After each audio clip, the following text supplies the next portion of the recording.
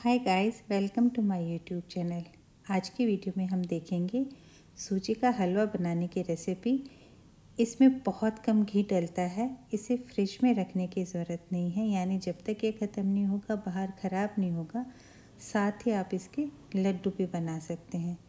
इस वीडियो में 4 से 5 लोगों के लिए एक टाइम सूजी का हलवा खा लें उतनी क्वांटिटी मैंने यूज़ करी है। तो चलिए देखते हैं ये कैसे बनेगा। आपको सबसे पहले चाहिए सूजी। मैंने यहाँ पे बड़ा प्याला आधा लिया है, यानी आपकी जो नॉर्मल वेजिटेबल कटोरी होती है वो एक भर के। इसके साथ आपको चाहिएगी चीनी। चीनी आप मिक्सी में डाल के पहले से पीस लीजिएगा। ये मैंने पहले से पीस के रखी हुई है। और चीनी आप देख रहे हैं बहुत कम मैं डालूँगी, यानी आप इसमें अगर घर में किसी को मीठा नहीं दिया जाना तो कम चीनी काम में ले सकते हैं, क्योंकि इसमें हम चाशनी नहीं बनाएंगे। तो यहाँ पे मैं ले रही हूँ पिसी हुई आधा कटोरी चीनी। साथ ही आपको लेनी पड़ेंगी 3 से 4 चम्मच देसी घी की। आप देख रहे हैं कटोरी भी बहुत छोटी है और वो भी आधी है, यानी जो टीस्पून होती हैं सिर्फ वो ही 3 से 4 चम्मच यहाँ घी काम में आएगा। साथ ही आपको एक ज़रूरी चीज़ इसमें डालनी होगी, वो है थोड़ा पका हुआ दूध। आप देख रहे हैं इसमें हल्का हल्का घी आ रहा है।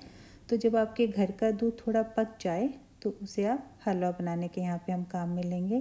साथ ही आपको चाहिए 4 से 5 इलायची।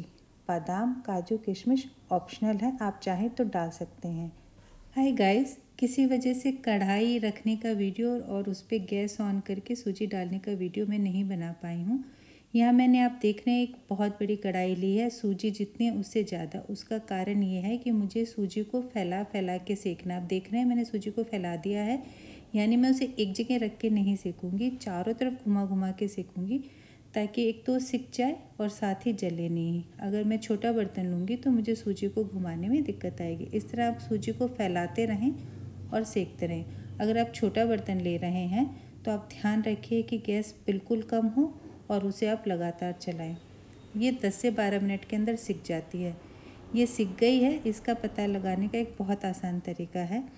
आप इसे चम्मच में इस तरह लें और देखें, इस तरह छू के देखेंगे तो क्रिस्पी लगेगी। जब आपको लगे कि क्रिस्पी होने लगी है तो आप गैस बंद कर दें और इसे फ़ौरन किसी बड़ी थाली के अंदर शिफ्ट कर दें। मतलब उसके बाद आपको इसे कढ़ाई में नहीं रखना है, नहीं तो ये जल जाएगी। इस तरह से आप इसको एक शिफ्ट कर दें थाली के अंदर। अब थाली के अंदर शिफ्ट करने के बाद में भी आपको इसे चम्मच की सहायता से लगातार फैलाना है। इसका कारण ये है कि सूजी पहले से थोड़ी गर्म है और अगर आप नहीं फैलाएंगे तो और ज़्यादा सिक जाएगी।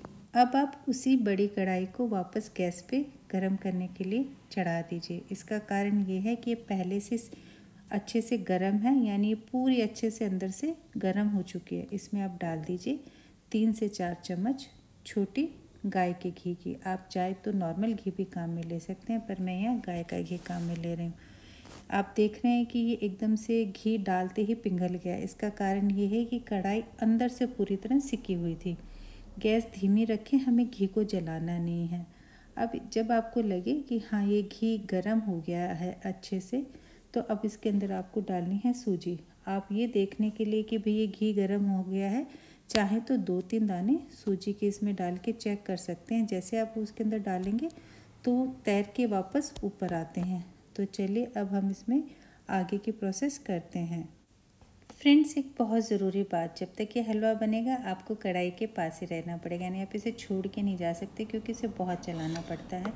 अब आप देख रहे हैं मैंने पूरी सूजी इसके अंदर खाली कर दी है और इस तरह से मैं इसे चलाती रहूँगी। मुझे इसे धीमी आंच पे इस तरह से सेकते रहना है। ये कम से कम प्रोसेस लगेगी आपको 8 से 10 मिनट तक की। आप धीरे धीरे चलाएं, कोई जल्दीबाजी नहीं है, बस आपको ध्यान रखना है कि वो नीचे चिपके नहीं। धीमी आंच पे आपको इसको लगातार सेकते रहना है। जब ये थोड़ी भुनने लगेगी तो आपको इसके अंदर मिलाना है दूध, यानी 8 से 10 मिनट बाद में धीमी आंच पे आप इसके अंदर मिला दीजिए दूध इसके अंदर तेज़ी से मिल जाएगा, यानी घुल जाएगा। और इस समय आप इसे चलाएं। पर एक बहुत अच्छी बात, अगर आप नॉर्मल सूजी का हलवा बना रहे हैं तो इस समय गांठें पड़ जाती हैं, इस समय आप पानी मिलाते हैं।